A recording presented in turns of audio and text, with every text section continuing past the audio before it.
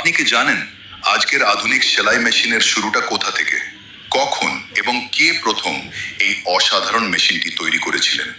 চলুন জেনে নেওয়া যাক সেলাই মেশিনের অবাক করা ইতিহাস।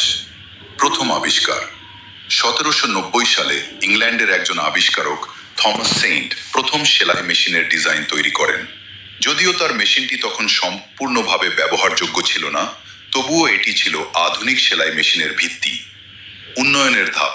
এরপর 1830 সালে বার্থেলেমি থিমোনিয়ের একটি কার্যকর সেলাই মেশিন তৈরি করেন।